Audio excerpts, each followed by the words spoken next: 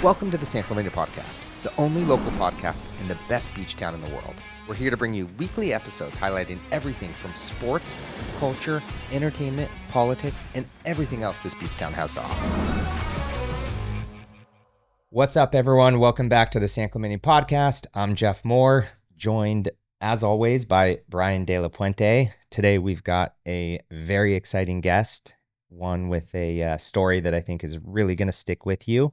Scott Muir, Division I soccer player at the Air Force Academy, 12 years of service as a pilot, husband, dad, and a guy whose life kind of flashed before his eyes and had a tragic event that changed potentially your life forever. And just a story that I think is really going to resonate with the community, with us, and just appreciate you sitting down and talking with us. Yeah, I'm psyched to be here, guys. This is like a rad opportunity. Sure. Really excited about it. So thanks for having me. Absolutely. Yeah. So Scott, we've gotten to know each other the last few years at school pickup and surfed and all the things, right? Yeah. What have you been up to? How's summer going? Like what are the kids into? Summer's been great, man. It's been like one of the first summers where we haven't had like too many camps for the kids. So it's just been rad getting into the beach days here and doing T Street and Doheny with the kids and just like having lazy days, watching soccer with the kids. Like it's what I remember summer as a kid, you know, and I've just been loving it. Have you guys been doing World Cup?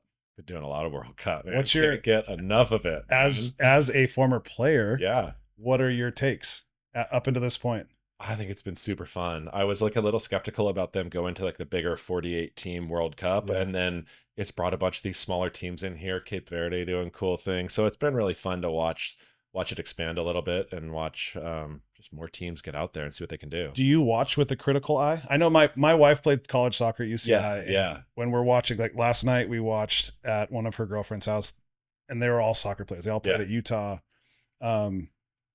They are like so critical. Yeah, defense, what are you doing? Get the line. Like, and it's like, it depends what game I'm watching. Like if I'm invested in the US game, watching that last night, like I watched with a couple buddies, and we actually went down they had a big watch party. It was in Dana Point at Prado. Okay. And so we did that, which was super fun, but like very critical eye on the whole thing. But I was just before we came down here, Argentina, Egypt was on, and I don't care whatsoever who wins that game. So it's a little more fun to just like sit back and soak it in, right? So I'm sure it's like you with football, right? Both you guys, like you watch something you're invested in, you're like picking it apart, and you just get to watch a game. For sure. It's hard for me to watch football without that. Really?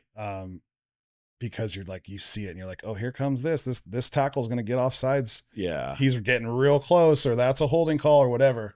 But it's fun to watch, and you get a lot of questions from everybody like, hey, what are they doing? Who's going to win? Like, who do you have in this game? And it's like, I don't know. I kind of just want to chill and watch. Just want to watch. Yeah. Just be a spectator. Yeah. But that's awesome. Yeah. It's been a fun World Cup though. You guys been into it? Oh yeah. It's been awesome. Yeah. Competitive games. Brian and I were talking about it. A little let down about USA and how I saw the goalie come out of there. I'm like, what are you doing? Yeah. Why are you coming out of the box? I think Belgium was always the better team. We had a chance, but it sucked to watch the way they went out. It just was such a lackluster performance, and like it's not representative of who they are. And it's such a bummer to have that performance on that game. Sure. So I know they're better than that. And they showed it in a bunch of the other games against, Australia, Panama, like teams that like gave other very good teams a run for their money. So we came out the gate hot. But they're a lot more competitive now though, right? This year than they have in the years past. They have the best team they've ever had. Yeah. But it's still still got to put it together for sure. The other big ones, right? Yep. And we always seem to do well and then come up against a proper European team, and it's just get a little shell shocked. Gosh, I love sports. Yeah, I love watching sports, but I think this one takes the cake, honestly. I think watching soccer in the World Cup is just... I went to the World Cup in Germany back in 2006 after I graduated with another soccer buddy, and there is no sporting event like it. It is so much fun. And how are the fans too? You see these soccer fans just... Oh my gosh. And we would go out to bars or different like plazas and stuff and have drinks, and we were playing, whoever we're playing Ghana or whatever. And there's a Ghana fans there, and we're sharing beers with them, trading flags with them. They have my flag, I have theirs. And you're like,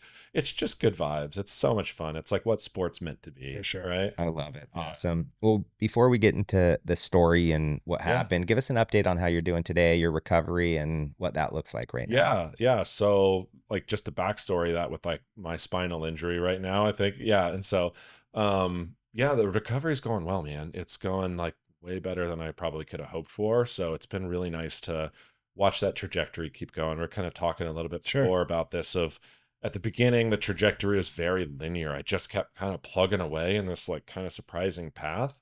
And since I've been home, I think maybe the last couple months, especially, I've noticed like the little plateaus and peaks and valleys and stuff, but it keeps on this upward trend. So it's really cool. It's like a really big privilege to be able to like keep getting better and keep doing the things I love doing, but I keep getting a little, I don't say better at them, but less bad at them. Right. Like, so I'm not good at surfing anymore. I'm not good at prone paddling anymore, but I'm not as bad as I was a couple months ago. So it's like, it's just the right trajectory. So when I zoom back out, I have to do that all the time and, zoom in and I get a little frustrated and boom, zoom back out and you're going, holy shit, this is cool. So you're having to relearn a lot of the things. Everything. I've had to relearn everything, and everything like from walking to putting clothes on, dude, all of it's a challenge. So it's all just a little bit different and you just have to adapt to, okay, here's how I go up and down the stairs now. I have to think about it. And when you get to the beach, it's like, okay, I paddle a little bit different. I don't catch a wave quite as well. I can't really get up to my feet all the time. Sometimes, not always. So sometimes I'm riding waves on my knees. Sometimes it's on my stomach and just trying to get reps. But it's, everything I'm doing is like relearning it. And so a lot of the rehab I've been doing, it hasn't been as physically taxing as it is mentally taxing. Like I am exhausted after an hour or two because I have to think about every step that I'm taking, where I'm placing my foot, how's it going? And like, I always find myself in my first rep of something, we're doing lunges with a twist or something, right? Like isometric work to get work on my right side. My first round sucks. And I have to give myself the space, zoom back out, okay, and then my brain learns it, my body learns how to do it, and then my second round gets better, third round gets better after that. And that mental fatigue is much different than the physical fatigue. Yeah. So you're having both. Yes, yeah. I mean, it is physically exhausted. I'm sweating, I'm whipped, but like, you get home, you just kind of like, I just need to lay here for a few minutes, man, because I'm toast. Yeah, but it's going good, man. It's going really, really well. There's still a long way to go. And I don't know when it'll stop. Who cares? But wherever it stops, it stops. But it keeps moving in the right direction. That's awesome. I mean, I think a lot of the way you attack day to day now kind of started with you in your early years and getting into soccer, playing at Air Force.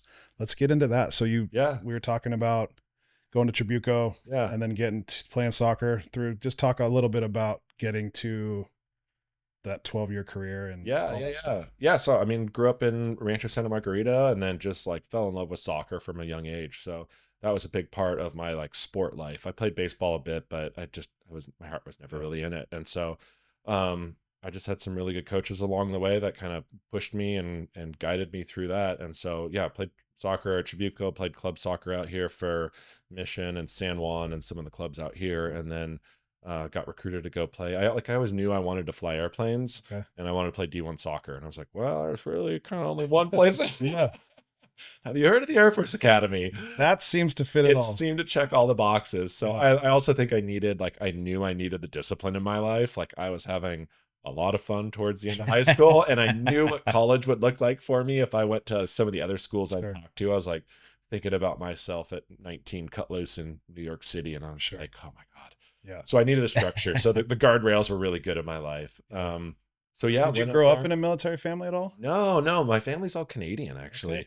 Both my parents are Canadian. My dad's side, his dad and his two uncles all flew in the Royal Canadian Air Force. Oh, cool. So we had like a little bit of like kind of aviation military history in the family. They flew in World War II. Okay. But that's, not really. Canadian born or US? I'm US born. Yeah. My brother and I are the only two American born in the family. We were born in Texas and then moved here when we were 3, 4. Yeah. Something like that. So, yeah. So was it a shock going to Air Force? Like what, like that, talk about that discipline and that regimen. Like, was that day one? It was, I don't know. My approach to it was a little bit different. Like it was a bit of a shock for sure. But if you show up, I just showed up to basic training, like super fit and ready to like, I don't know, probably stupid and overconfident, but I was just like, I'm gonna have fun with this, and I'm gonna get myself in trouble just like screwing around and like laugh my way through the whole thing. And I was like, oh, I can meet all these guys on, you want to go run? I'll run. That's fine. You want to do push-ups? Like I'll do push-ups. I mean, you'll break me at some point. That doesn't matter. Right. So I think I took it with an attitude of like, let's have fun with this whole thing rather than like trying to let it beat me down. Sure. So that's a great it was approach. Yeah, it was definitely a shock though. I mean, sure. and having the soccer team there made it all that much easier that like when you were going through hard stuff, sometimes like the soccer guys, the football guys, the sports guys kind of got carved out and pushed to the side. And you're like, oh, well, you're going to be with your team now. And so I got away from some of the minutia and some of like the military stuff and some of like the reciting stuff. I mean, you're Sure. as a freshman, you're up at 6 a.m. You're outside your door. You're waiting for the seniors to pass by. You're telling them what's for breakfast. Like you had to memorize the breakfast menu that day and the dinner menu. And No like, way. oh, dude, it's like that's a different level. That's not that's not a college experience that I think most kids are. A normal college experience. I mean, me and the boys got out. We had a lot of fun. Like I had a great time. But like, yeah, that level of structure and like your door was open. You were ready. You were reciting breakfast things like. They'd have stupid quotations that you had to memorize, and someone would walk by and be like, all right, Schofield's quote. And you're like, oh, shoot. And you'd rattle off this quote, and if you didn't, it was push-ups, it was all this stuff. So it's all a haze. It's all a game. And once you figure out it's a game, then you're like, oh, I can play this game. I could play a game, right? Like, that's fine. And the people that didn't figure out it was a game, like, they're pretty miserable. Yeah. Is it a typical 4-year experience going to the Air Force? Yeah. Standard 4-year. After your freshman year, all that stuff is gone. Mm-hmm. It's really after like the spring of your freshman year, you go through this like big physical event called recognition, where there's all this. It's like 4 or 5 days of just getting like hammered, right? Mm-hmm. And it's this big intense thing. And after that, they're like, all right, good. You're part of the gang. You're in. Do you pick a sector you want to go into? Like after your freshman year, you're like, I'm going to go into this type of aviation, or what is that? After your freshman year? So the way it works is you go freshman, sophomore year. The day you show up your junior year, you're committed. So you could walk away at any point in that time. You're like, I'm out of here. I'm like, yeah, okay, no problem. But if you show up your junior year, day one, you owe them, I think it's 4 years or something like that. Okay. So yeah. And then after that, like in your junior year, you select what you want to do. I think junior, senior year. Is it like a major? Well, you choose have a major. Yeah, I choose a major. I was a psychology major. There's guys that were business. Like what sector of the military? And then you start choosing what you want to do, and you select that, and those get handed out based on class rank for the most part. Gotcha. So if you wanted a pilot slot, there were usually the Air Force Academy more pilot slots than there were per people. So it was pretty easy to get. Whereas like the ROTC guys do a pilot slot, and they're like, there's 6 of us in our ROTC unit, and there's 1 pilot slot, and so it's gonna be pretty challenging for them to get it. Whereas the Academy, it's pretty easy. So is there a trend from guys from your team? Like, did you guys go into the same thing? Like, no, together? not at all, actually. Yeah, there was probably 6 of us in my graduating class, and me and one other guy flew, and everyone else went other places. One went into finance, one went into finance. Intelligence. Other one went out and did grad school for a while. I mean, they did all sorts of different things, acquisition. So it's this little mini world that you kind of get into. Like the Air Force has like all this different stuff in it. So it's a cool opportunity for people that are looking to like, I don't know what I want to do with my life. You get real world training in something and experience. It's pretty neat. Is there like we all seen Top Gun, right? Is it like that? Like when I went to pilot training, talking about pilot training was a fire hose of a different level. So after I graduated, I had a year kind of off waiting for my pilot training class to open up. Okay. It was just full. So they said, hey, just kind of hang out for a year, which was pretty fun. Yeah. And you're in Colorado Springs still? No, I got sent out to the Bay Area, out to Travis Air Force Base. So we lived in the Bay Area. And I literally just had nothing to do for a year, but just have fun. So it was great. I surfed a lot out there. It was great. But then I went to Texas, and that's where my pilot training was. Del Rio, Texas. Okay. Do you know where that is? I would assume it's hot. Nobody knows where Del Rio is. Just everyone in Texas doesn't know where it is. It's like if you go San Antonio and you drive 4 hours due west till you hit Mexico, that's Del Rio, like where they filmed No Country for Old Men. Okay. It's just out there, like West Texas. So we show up out there and pilot training starts, and that was a fire hose like I had like never experienced of just academic testing that was just super rigorous. And then you're up, you're doing stuff all day, you're flying twice a day. It's just a lot. It was fun, but it was challenging. And I found myself in a position of like failing 2 academic tests right off the bat. And if you fail a third one, you're gone. And I'm like, Shit. dude, this is gnarly. like my goal is Yeah. flying, and I'm like hanging by a thread here. And I had a really good buddy, Teddy, who was top of our class, picked me up by the scruff of the neck. He's like, I'm going to walk you through this whole thing. You will not fall behind. And he did. And I made it through. Yeah. Sometimes you need that, right? Yeah, you do. But the culture there was fun. You're flying fun planes. Like the plane you start out on is the T6, which is a propeller. But it's super fun because like there's no spool up time and it runs at a constant speed. The propellers always spin at the same speed. So when you put power in, all it does is change the pitch.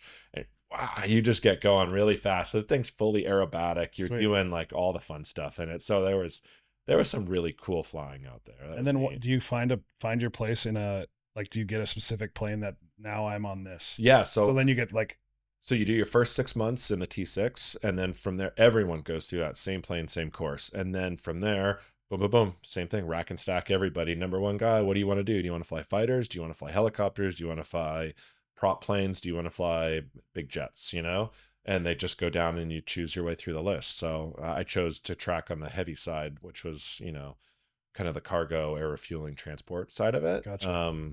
Yeah. And so then once you get picked into that, then you go to a different plane. So I went and flew the T1 from that. The guys that go fighters fly the T38 at the time, which was, speaking of Top Gun, the MiGs in the original Top Gun. Yeah. Those are all T38s. Gotcha. That's what those guys I think that's fun planes. Yeah, I think that's really cool. I can imagine there's that many 18-year-olds graduating high school that know exactly what they want to do. Yeah. So this is a great pathway for people. I felt fortunate there because I always look at kids now and you're like my daughter and stuff. And you're like, how are you supposed to choose what you want to do here? You're like, you don't know anything. No. So yeah. No, they think they do. Yeah. Right? Yeah, they do. But they don't. Yeah. And so the fact that you can go to the Air Force, you can get a great degree. Yeah. I mean, I don't know about you, but that sounds really fun. Yeah. Flying planes, helicopters. Yeah, it was cool. Playing with a bunch of toys. Yeah. Yeah. Yeah. That's what it felt like. It just felt like an extension of sports, right? That's what it felt like. It's just like you had this group, you had this team, you're working on things, you're flying, you're having fun. It was rad. So looking back on that, was that a decision that you would stand behind and do again? Yeah, I think I would. For me in my life, I know I needed that. Like I said, I needed the structure, the discipline. I loved playing college soccer. That was so much fun. I love the group of guys I had. So yeah, I would stand by the decision again. I don't think it's for everybody though. Like it is very structured, and it's like if you're not playing the game, and you could get pretty beat down by it. So I don't know. There's a bunch of different avenues to fly in, so there's a bunch of ways to get there. But yeah, for me, it was the right call. I'd do it again. Very cool. And then did you meet your wife post-college or? I met her during college. Yeah, she didn't go to the Air Force Academy. She went to Cal Poly, but I came back on spring break through a friend, and we wound up meeting in Newport. And then we went the night after we met, we split ways. And then I went down to Mexico. We were down in Baja, Papa's a beer, like we were talking about. Of course, yeah. I'm sitting there dancing, having a few beers with friends. Turn around. There she is. There she is.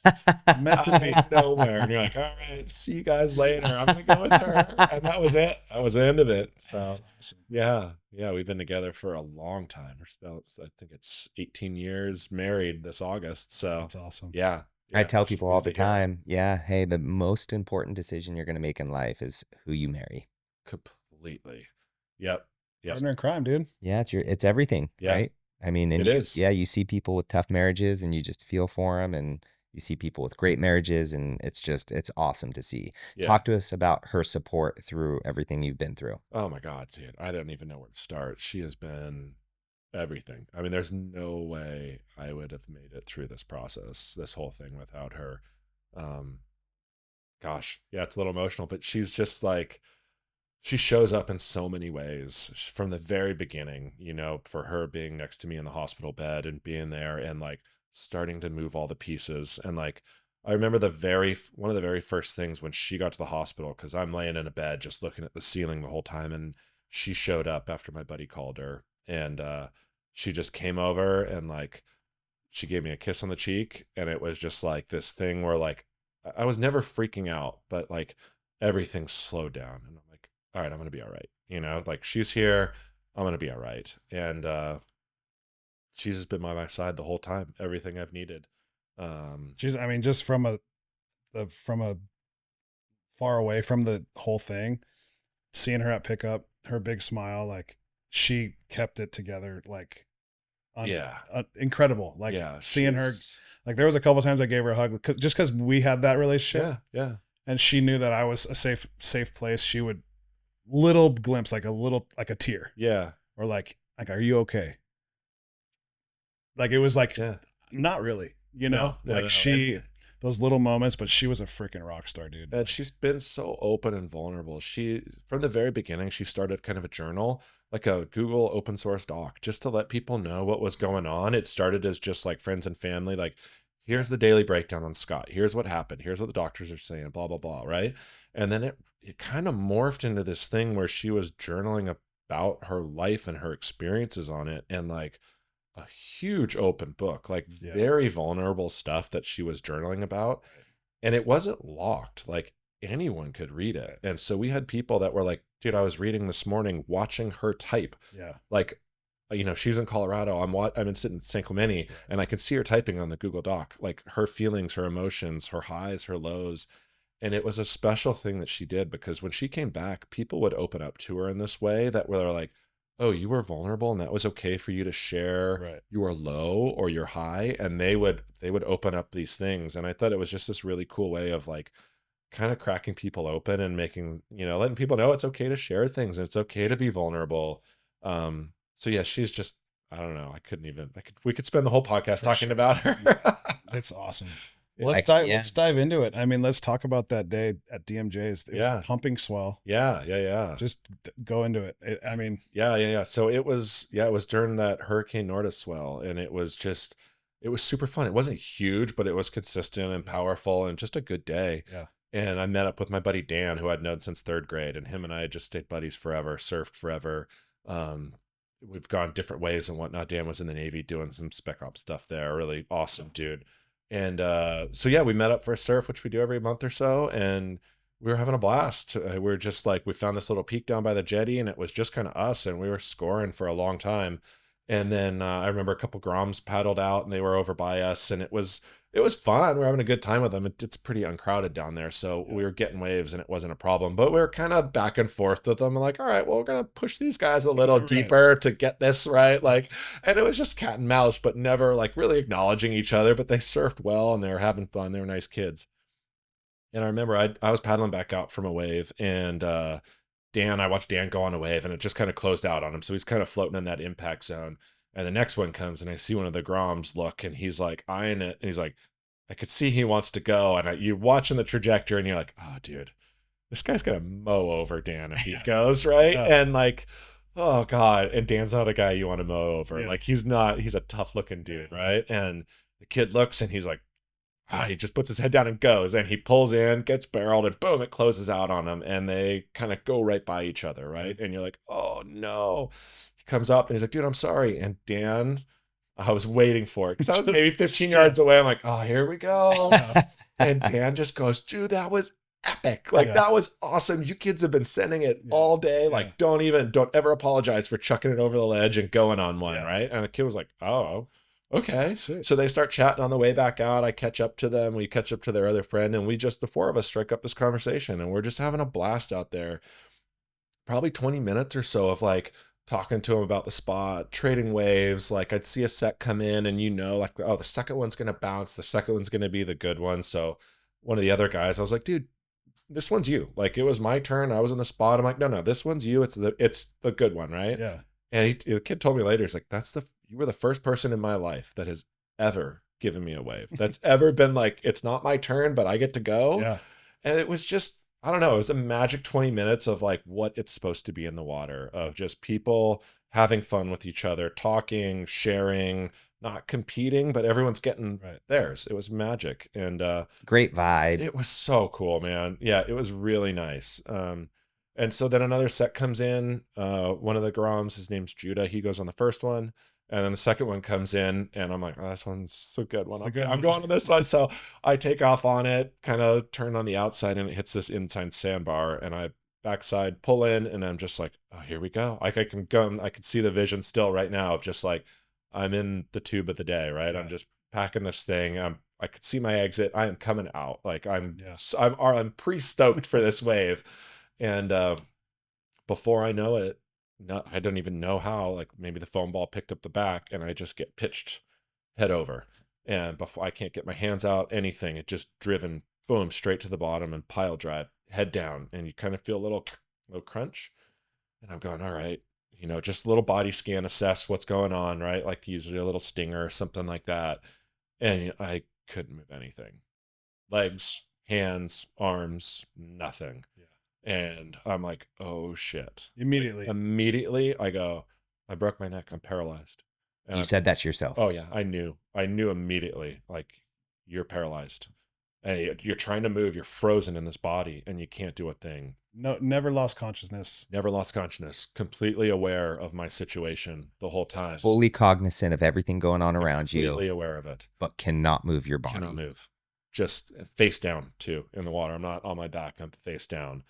And I'm just sitting there going like, all right, you can't fix this. Like there's no, like you can try, but you can't fix this situation. It's just what it is. And like, I just remember telling myself to just relax and stay calm. I'm like, that's the only way you're going to make it through this. That's your only chance of making through this. You're face down in the water, on the surface. Yeah. And just going like, all right, like your only chance of survival is just relaxing. And maybe you buy yourself an extra 5 seconds. Cause I'm like, if I panic, I'm going to burn all my air and I'm done. Right. So just relax and kind of submit to what this is. Like, don't submit to the outcome, but like, just let this happen and see where it goes. And, it was 3 waves. I got three waves held down underwater. And, like a lot of things go through your mind at that point, like knowing, talk about the difference between, we've all been out there and had those hold downs and those days and big waves where you're scrambling to the top. You're like, oh God, I don't know if I'm going to make it. And it's scary. And you're like, God, that was a close one. But that's always like, I'm not sure. This was the difference between not, I could die. It was the recognition that like, you're going to die, dude. Like that was it. And you're just sitting with it, waiting in the water. Are you in survival mode? What's going, is your wife and kids, is that going through your mind? Yeah. The one thing that went through my mind, was Kristen and thinking about her. And, I love my kids so much. I thought if you'd asked me before, it'd have been my kids are going to go through, and it was her. And that's all I could think about was her. It was the idea of her getting that phone call.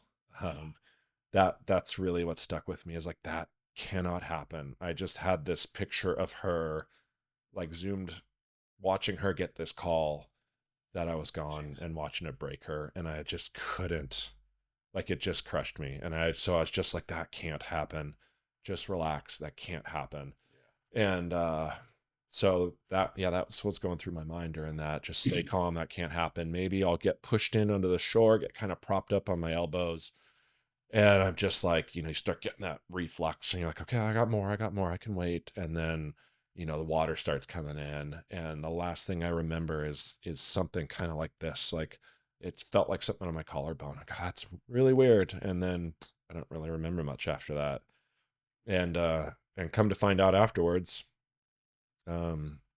Judah, the guy that had gone on that wave before me, he saw my wave. He watched me getting barreled. He paddled over the wave and didn't see me fall, but looks back and is like, oh, I see a surfboard there, but whatever. He's probably just coming back for it. Paddles over the next kind of around it. And he's like, God, I still don't see him. That's really weird. And he said for just a split second, he saw my shoulders come up and back down. He's like, holy shit, something's wrong. Go. And he scrambled over there. And the last thing I remember was him reaching underwater for me. And he said, he's like, it was all sandy, murky water. He's like, I got there. I could see your board. I didn't know where you were. So I was just reaching around underwater. And that's when he felt my wetsuit and grabbed me, scooped me up under the arms on the back, lifted me out of the water. Had you been pushed in enough where he could stand? Yeah. Up about, I guess he's maybe 5'8" or something like that. He's not a super tall guy. I mean, he's a strong dude. But yeah, he was up to about his neck in water. So it's hurricane swell, consistent waves pushing in, so he's got his board around his leg, my board around my leg. Every wave that comes in has 2 missiles coming at him that he's trying to put out of the way. He's trying to keep his head above water through the whole thing, right, while moving backwards and screaming. And so he starts yelling. His friend Thomas that was out there, Thomas is like, oh my gosh, something's wrong. Like, and he goes to Dan. Just the funny part of the whole story is he goes to Dan. He didn't know Dan's name at the time or didn't remember it. And he's like, oh, I got to get a hold of this guy. What do I do? He's like, hey, bald guy. It's like, oh my God. Like no one in the world calls Dan bald guy. You see Dan, you're like, I'm not messing with that dude. I'm calling him bald guy. Yeah. And Dan was pissed at first. He's like, your friend's in trouble. And then so those two book it in. Yeah. And Judah's pulling me the whole time, and he pulls me to the beach and gets me to the sand. And then they show up.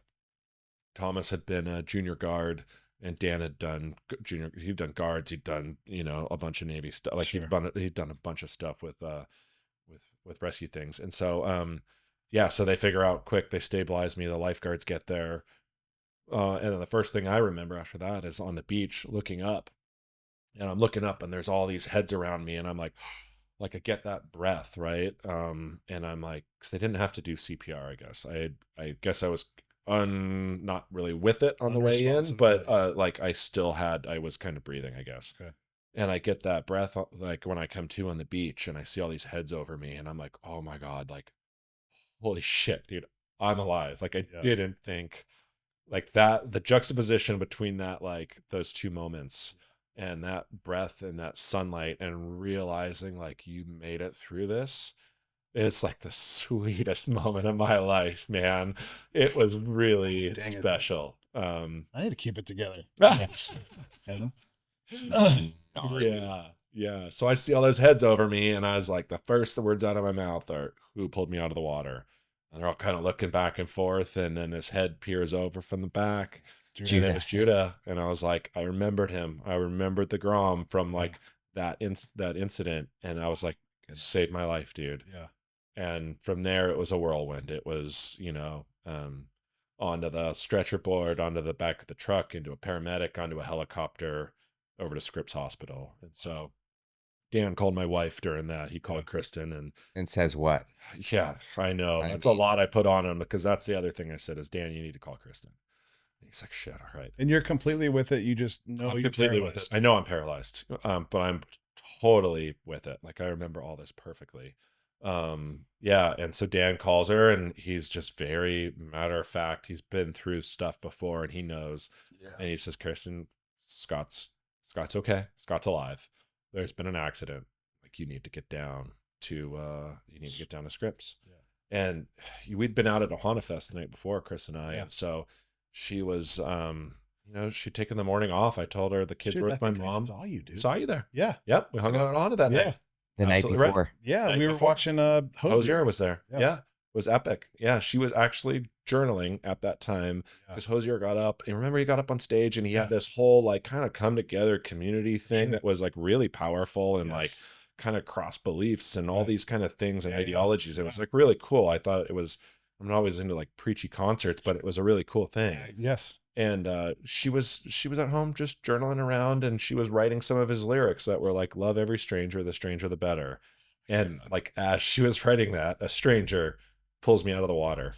It saved was crazy. Your life. Yeah. And so she had this real calm thing, and she drove down to the hospital and ran into her there. And it was, and from there, everything kind of get going. But yeah, she had this eerie level of calm about her. Probably a lot of thanks to Dan and his approach and stuff. So, So you get down to Scripps Hospital. Yeah. And then what next? Scripps was a whirlwind. You're in the stretcher. Are you in severe pain? No pain, man. No pain. Nope. I just like from my neck down, shoulders, I was just like nothing, stuck.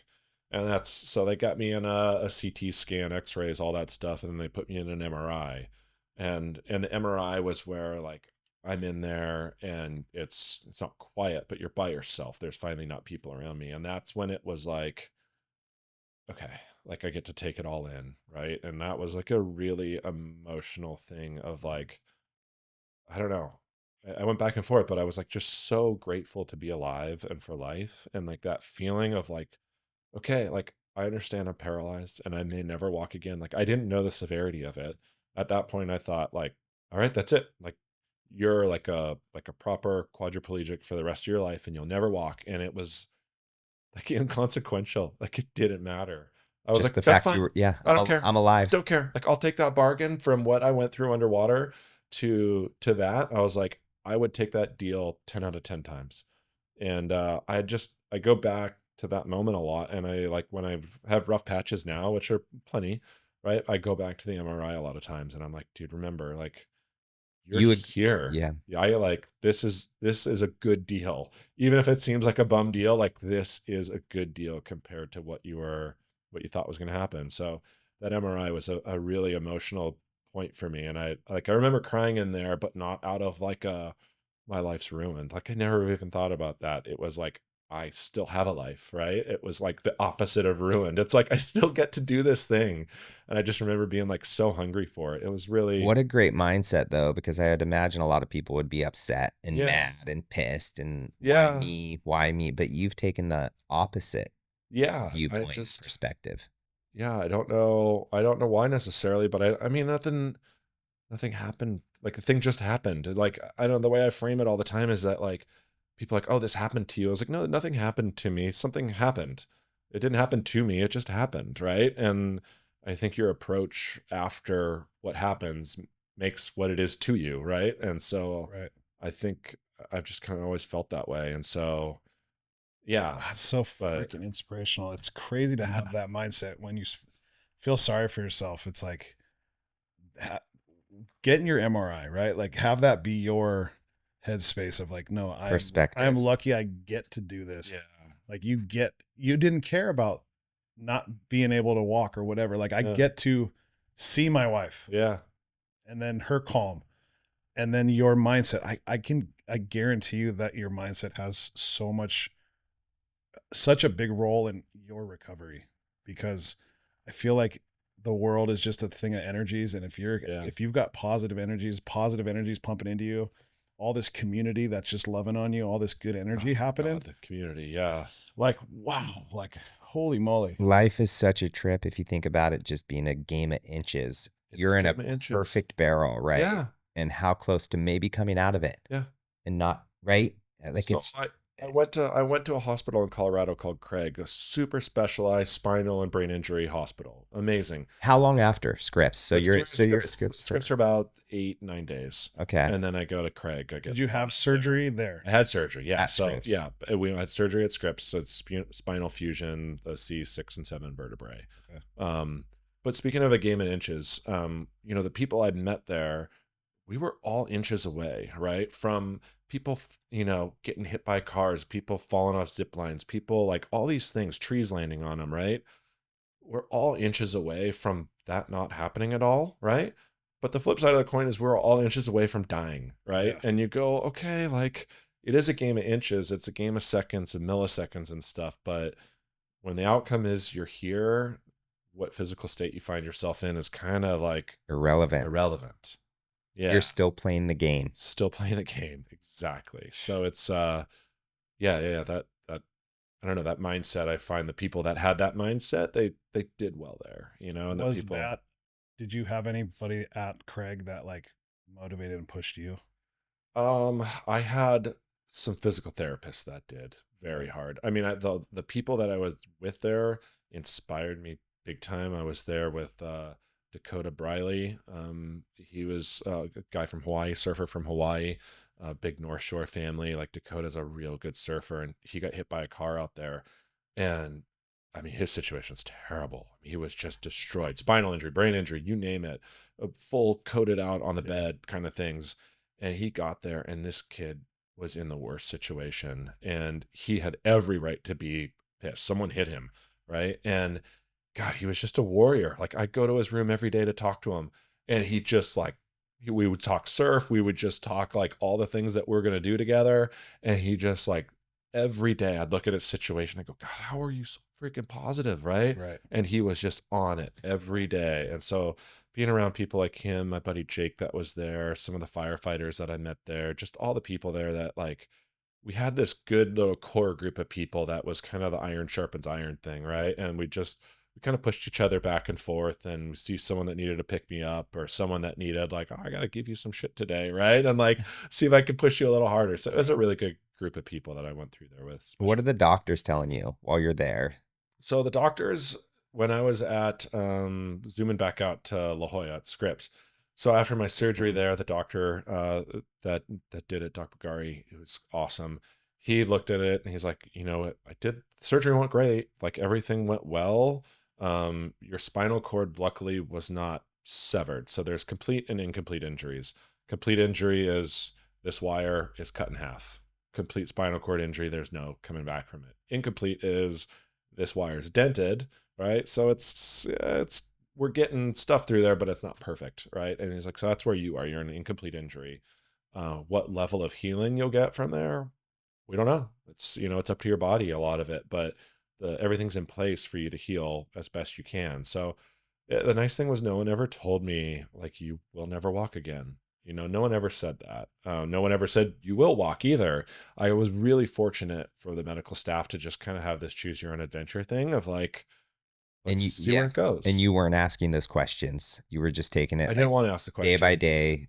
I knew my mantra through the whole thing was just effort and attitude. And like, this is what I tell my kids all the time. Like, those are your two controllable things in your life, effort and attitude. And I just said, all right, man, I'm going to make the best out of this situation that I can. And I'm going to work my ass off every single day. And if I do those two things, my outcome, I know I'm going to get the best outcome that my body will physically let me get. And I don't know what that'll be, right? Wherever that goes, that's fine. I guess you still don't know. I still don't know where I'm going to go from here, right? But I know, work hard, have a good attitude. It's the best outcome I'm going to get. So, that hits everything, right? Attitude and effort. Yeah, that's what I tell my kids that all the time. And it's kind of, I think like without saying it out loud, it's been one of those things that have gotten me through so many things in life, through sports, through pilot training, through soccer at the Air Force Academy, through all these things that like, yeah, I wasn't always the best, but I worked hard, had a good attitude, right? Like it gets you pretty damn far in life, right? It really does. Yeah. Please, thank you. Good attitude. Be nice to people. It's amazing. Life's really not that complicated outside of that. It's not. It's really not. Yeah. So totally 9 days at Scripps, fly to Craig Hospital. How long in Craig Hospital total? And just kind of walk us through a little bit. 3 months. Okay. About 3 months. So I show up at Craig in a gurney. Like I couldn't really do much. They'd gotten me up a little bit at Scripps. They kind of got me sitting on the side of the bed. They got me in like a standing frame kind of thing, which I couldn't do on my own. They propped me up into it, but it was pretty cool. But we show up at Craig, the first day there, you're kind of getting your bearings. And then I met my whole team, doctor, physical therapist, occupational therapist, actual therapist, like all these different things. It's a really comprehensive one-stop shop hospital. And I remember getting paired with my physical therapist, Sarah, she was a college volleyball player, a rock climber, like she was me. She was just like a no bullshit go-getter. Like, we're here to work, right? And I'm here to kick your butt. And I remember the first day being there, she got me out of the wheelchair onto a walker, like an old lady walker. She's like, can we get you up there? I'm like, I'll try whatever you want to try, right? I don't care. Yeah. I'll fall on my face 100 times. I don't care. And so she stood me up on this thing there was a harness that was over me that's like tied to the ceiling that's taking weight off of me. So I've got like 60% of my body weight off. Yeah. And we start working on taking steps, and we start working on I'm like, okay, wait, like I thought I was a wheelchair guy. And all of a sudden this girl sees the potential and she's like, I can push this dude. And she gets me taking steps, and she's like, dude, you're doing pretty good. You want to take some of the weight off the harness? I'm like, okay. So takes a little more off. She's like, you want to take the harness off altogether? I'm like, okay. Yeah. So we take the harness off. I'm in the walker. She's behind me helping my feet. And within the first day, she got me taking my first steps. Oh. And that moment like shaped the trajectory of like, okay, like I never let myself get there, but I was like, that I might walk, dude. Like I might walk. Now, are you a faithful person, or? I'm very much like a love-based person. Like that's my faith, I guess, is love, is just like feeling that. Yeah. So that energy. Yeah. That energy for sure. And spreading that around and receiving it and handing it back out. And that was, yeah. So I don't want to jump around too much. I do want to get back to that idea though, and the community aspect of it. So like we'll talk. Yeah, I want to talk about that for sure. But yeah, the Craig experience was just great. And so I mean, I was still again wheelchair bound. I could pick up my left arm. I could do that. My left hand was stuck in a fist like this, basically. And I remember the day where my left thumb moved like that, like just like a millimeter. Yeah. And I freaked out. It was Stoked. the coolest thing ever because I Yes. was like, oh my God, my left hand might work, right? And then like I could wiggle my toes a little bit and just things that started to like kind of start clicking back online was huge. There's no way to track when it's gonna turn No on. clue. Or if it's going to turn on. Or if it'll turn on, right? You just don't know. And so my injury still is very asymmetric. It's right side. The right side of my spinal cord was injured. So I still like this hand, like you could see it shakes like this every now and then. And like if I try and open it quick, it's still really slow, really affected. So, and my right side still like, I mean, I'm touching my thigh, like I can't feel it unless I see it, right? So, and can that change too, or is it just? It can, yeah. This has stayed pretty consistent. So it's a weird thing. Like there was times where I was able to move body parts through just kind of willpower and getting like things to move, but I couldn't feel them move. So it's like a very out of body experience to watch one of your limbs do something, but not feel it. And it's like, it feels like a magic trick, right? We're like, is she moving? Like, am I a Jedi or something? Like, what is happening here? Didn't they talk about those feelings with like amputees? Like, like the energy of your arm is there, but it's, there's nothing. I surfed with a guy a little while ago through an organization called High Fives and One More Wave, two radical organizations that do stuff for people with injuries and whatnot. And he was an amputee below the knee. And I talked to him about it and he's like, yeah, dude, it's a real thing of like, you feel that even though it's not there. It's a challenge. That's wild. Wow. Yeah. It's fun to make light of a very serious situation to pretend you're a Jedi. Yeah. Watch this. You just gotta laugh. I don't feel any of this. Fun. Yeah, exactly. I know. I was always making jokes about like I kept going back to Talladega Nights and Ricky Bobby with the "Don't you stick that knife in your leg, Ricky Bobby," and I was like, watch, like I could do that. I could just stick the knife in my leg. You know, I won't even feel it. I won't even feel it. Don't do that. Don't do it. Don't do it. Don't do it. Don't do it. Yeah. So 3 months there. 3 months there. Yeah. And then are you thinking like, is your only job at this point, you've got a great support staff, is just to heal? That's it. It was, you know, I wanted to be there for my family and I tried to do the things I could, but my wife and I talked and we're like, dude, your job is to get as good as you can, right? You get one shot at this, so make it count. So yeah, it was nonstop. I mean, Craig's 8-hour days. Like he woke up, there was someone would come in my room, they'd help me get dressed. I didn't put my clothes on at all. So they help you get dressed for the day, help you get into your wheelchair. So I started in like I said, I came in a gurney. I started in a powered chair because I could kind of move my left arm so I could steer with my left hand. And then as that got better, I got moved into a manual wheelchair and then into a walker and into hand crutches. So they move you along the whole step of the way. Are they pushing you out of your comfort zone every day?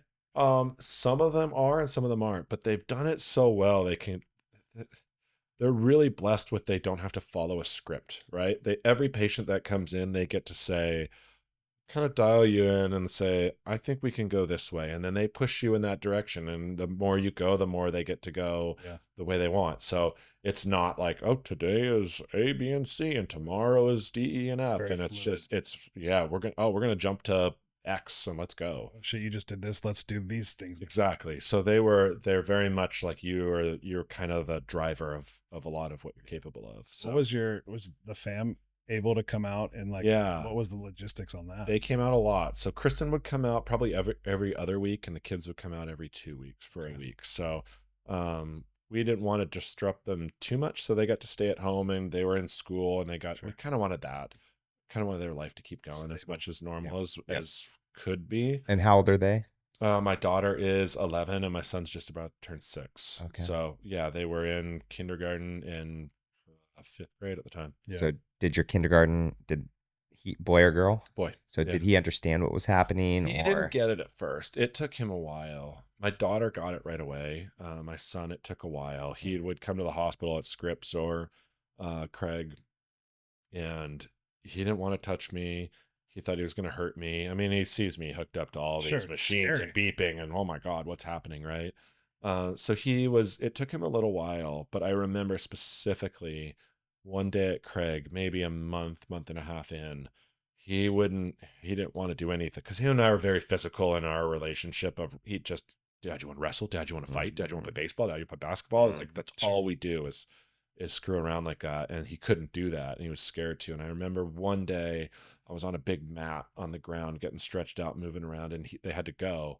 And like unprovoked, he just walks up, just throws his arm around me and gives me the biggest hug, like just wouldn't let go. And it was like, we had this understanding, like, Yeah. oh, it clicked, like, we're good again, man. Like, you and I are good again. And it was a really cool moment to get that relationship back, kind of, because I was like, oh, what is this gonna look like?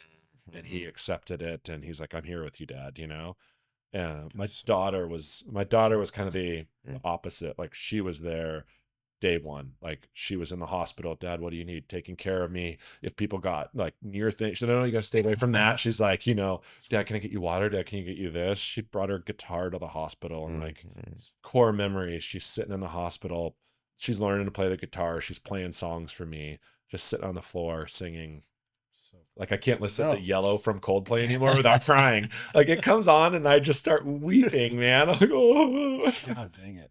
So it was that kind of family stuff. Ask another question, dude. I know, but jacking me up. That family stuff is like, yeah, that's because everybody with kids can react to it. For sure. Really. Especially for me, I got the 2 boys, and it's like, oh yeah, that's it. I mean, that is our relationship. It is physical, and Mom doesn't do that. Like, let's, you know, you throw them into the, like, that's just what you do. That's what you do. And for him to be like, we're good. We're good. Yeah. And it was cool. So what was the hardest day at Craig Hospital? Oh man, that's a good question. My hardest day. Gosh, I don't know. I didn't have a lot of bad days there. I'm scouring through my brain. I'm like, give me a shitty memory of Craig. And but nothing. I don't really for the most part, but that goes. They were challenging days for sure. There was mornings sitting there trying to put your socks on that were challenging. I mean, yeah, without getting into it too much, like a lot of the things you don't realize with a spinal injury that I didn't realize is you break your neck and all the things below it are affected, right? Well, bowel and bladder are at the very bottom of that chain. So everyone that goes in with a spinal injury you're on a catheter, you're on some sort of bowel program.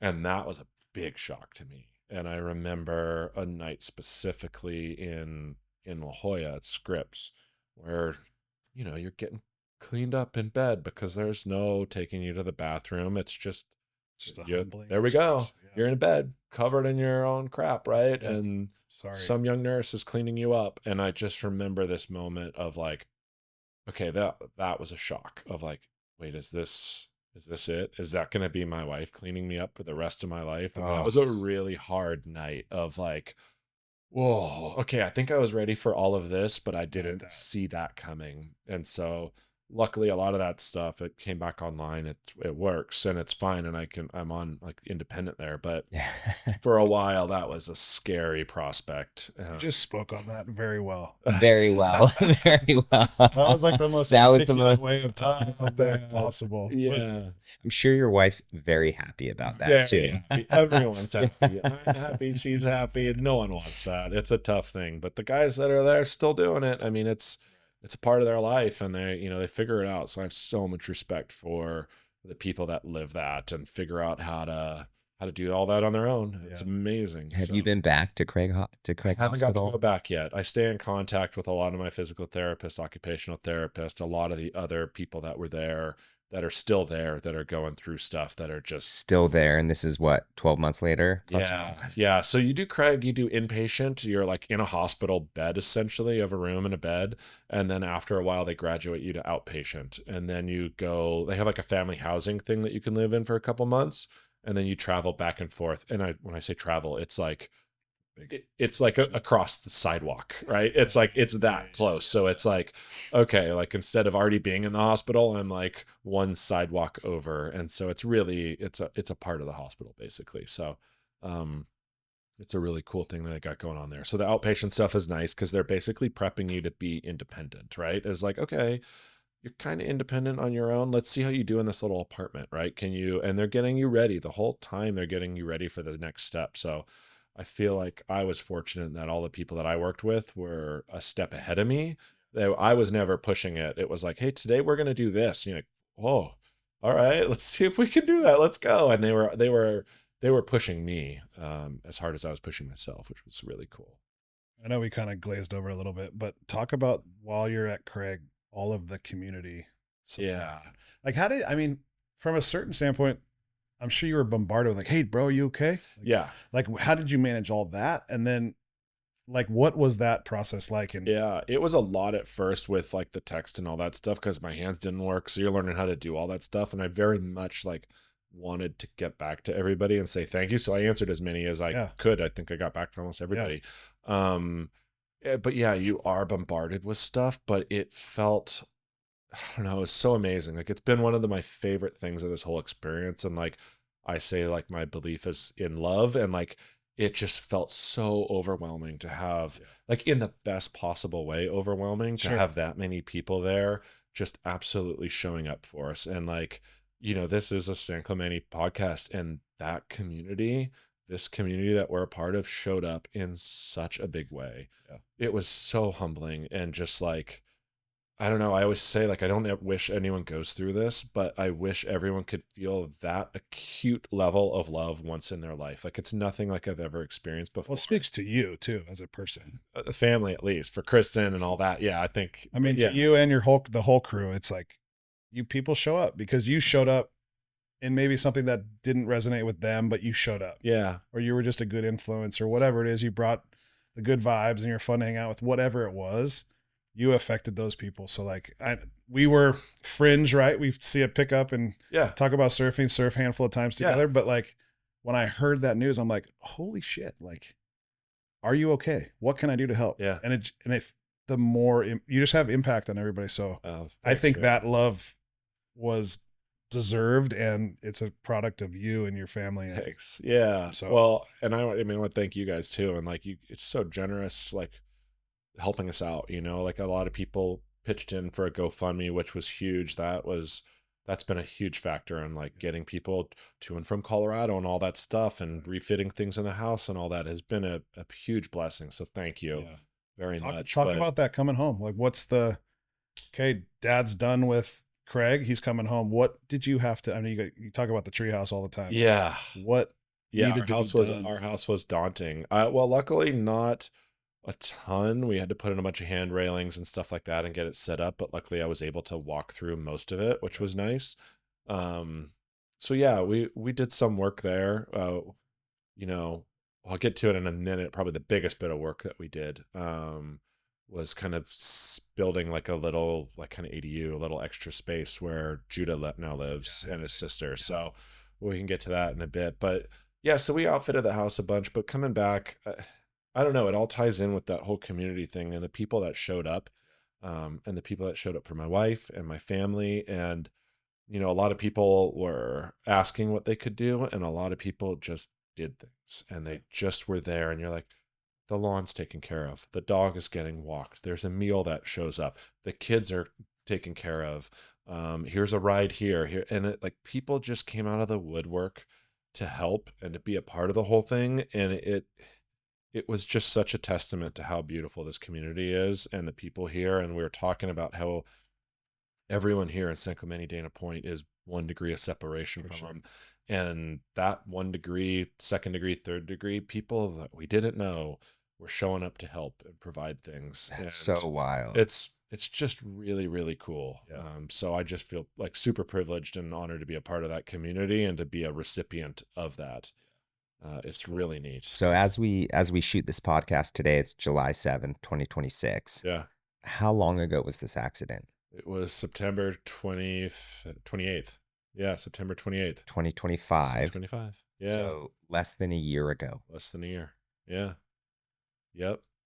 Yeah. So let's talk about now. Like you're surfing with the kids. Like what you're doing 5 days a week rehab, putting in the work. Yep. But you're seeing you're in the water. You're paddling. Yeah. Yeah. We get out those Doho days with the kids and the family and stuff. And, you know, I mean, I remember the first surf getting out there, like, God, it was so hard to get a wetsuit on to like, I couldn't even walk down to the beach at that time. So I had to have two people. Judo came with me, and then like my best friend Pat came down there, and they, two of us, you know, they walked me down to the beach and we surfed, like, I'm not joking, like maybe 6-inch doho, right? It was like the smallest day, but it was the four of us out, or the three of us out there, and then my wife, Kristen, and the two kids came out, and it was just epic getting back in the water. And so that's progressed to every day it gets a little bit easier. And so now, yeah, we're out at Doheny with the kids catching waves, and I'm able to paddle and turn around and catch waves and pop up on my knees and stuff, and you know, share waves with my daughter, which is just like, and my wife. It's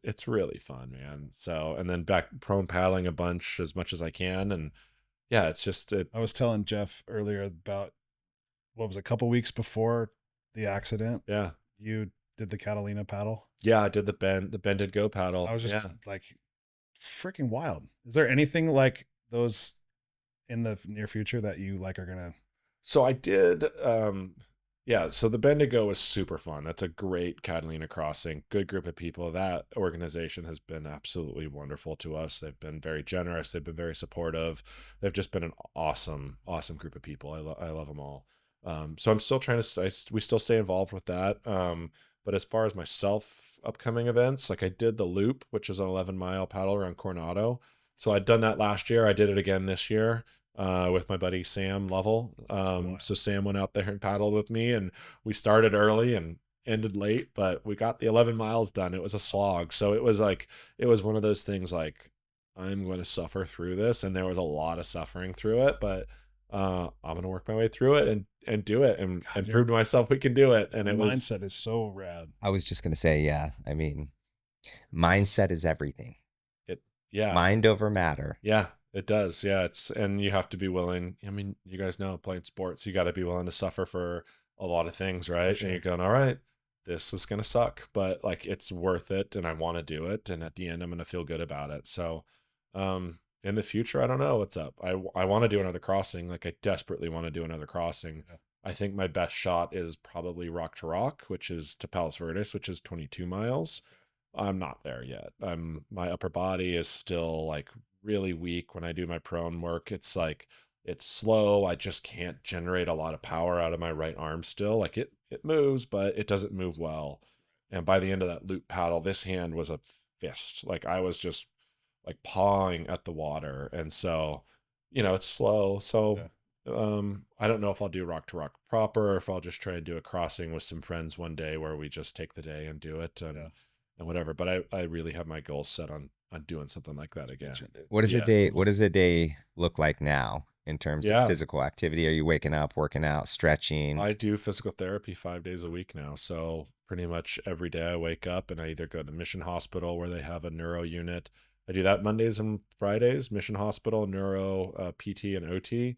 Tuesdays and Thursdays, I go to DSC here in San Clemente with Kevin, who's awesome. He's great. And he's really gotten me dialed in on a lot of other, he's got a focus in orthopedics. He's got a focus in surfing. He's worked with all those guys. And so that's been really fun, doing stuff with him and kind of progressing there. I'm like, oh, I think I can surf again, you know? And then on Wednesdays, I go down to a place called Adapt, which is down in Carlsbad. So it's a full boat, like it's a full job of doing this. So a lot of times you get back and like I said, you're tired and whatever, but you kind of like, I have to force myself into rallying. And you're like, okay, yeah. You guys want to go play baseball? You want to go surf? Let's go.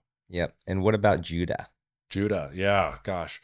So he has become like such a huge part of our life. Like when we moved back, when we came back from Colorado, we would have him and Thomas over for dinner, which is like, come for dinner. Like, you guys are teenagers. Like you need a place to eat dinner. Like we'll provide you free food. So they would come over for dinner. We'd hang out with them a bunch. And then, we just got to know him and really loved him. He's just Judah's such a nice kid. Thomas is awesome too. But the more we got to know Judah, the more we got to know his life, we kind of understood the situation a little bit more. And unfortunately, a couple months ago, his mom passed away. Judah's mom. Yeah. And they were kind of left with not a whole lot of options of where they were going to go and what they were going to do. And so Kristen and I talked, and it just seemed like a no-brainer to try and set something up for him. So we went and built out part of our garage and some crawl space we had, and turned that into a little unit for him and his sister Layla. And so they moved in with us here a while ago. They've been with us for a couple months now. Circle. Way. Yeah, it's been. How old are they? Judah's 20 and Layla's 17. Wow. Yeah. Mom passed away. Where's dad? Yeah, dad's in Mexico. Okay. Yeah. So single mom situation. Yeah. And they're just lifeline, dude. They're the best kids. They're so much fun. It's been like so awesome having them with us. Like our kids adore them. Yeah. My son Willem's knocking on their door all the time. You want to play video game, Judah, or whatever? And like, like it's not even like a big brother. They're just part of the family now. Like they absolutely are part of the family. And so it's been really rad having them around. And they're always upstairs for dinner, for breakfast. They just see them all the time. And Layla's such a good kid too. And so it's been nice having her. And what a full circle just moment. A day out, cool. Just a day out at DMJ's trying to get some surf in, and I fast forward a year. No, I can't stop but look at that and just like spin the whole thing around of like, whoa, like what he saved us, and we were able to like, help him out as well. And the whole thing coming together, it's just magic. It's really cool. And so we're psyched to have him around. And yeah, I don't know how long they'll stay, but hopefully it's a long time. Yeah. They are family now. Like there's no two ways around it. Were they living down in San Diego, or? They were living on Pendleton, actually. Okay. Dad was a vet that they got some disabled vet housing down there, I think.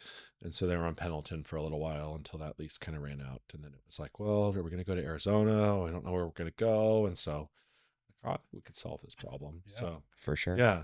It's awesome. Well, you're inspiration to us all, dude. Oh, thanks, bro. Thanks for coming, hanging out. I know, Jeff, learning your story, I had a little bit more of knowledge about it. It's inspirational. So thank you. I genuinely appreciate you guys having me here, and I love what you guys are doing. It's so cool, like bringing the community together. Like we're talking about the whole community thing, and like what you guys are doing, that hub and spoke of like bringing people in and connecting all the people, and just like hopefully spreading more good vibes and more awareness. And that's the goal. More people smiling at each other in the water and just having a good time. And like you guys are starting that here, which is really that's really the goal. Cool thing. I appreciate that. Yeah, appreciate it. How else can we help you out? Are you still raising money? Any GoFundMe situation? That's pretty much done. There is one, but it's just nothing. You hate to put you on the spot. No, it's there's no other way to help other than like passing a smile along. Like that's all I'd ask is, everyone go out there and give a set wave away one day and just see share the video. Share the video. Maybe just share. But just spreading that love and those good vibes is, I just want to see more of that around. It's contagious, man. It is. And you watch someone do it on the water, and you watch the whole lineup change from I'm taking that wave, I'm burning someone, to like the whole thing changes. And most humans are pretty good. If you peel it back, right? I mean, they want to be good. They really do. Yeah. So it's out there. Awesome. Yeah. Unbelievable. Another good one, dude. They're just getting better and better, aren't they? Truly a wild story. Thank you so much for coming on. Yeah, guys, really appreciate it. Thank you both. It's awesome. Super fun. Thank you so much.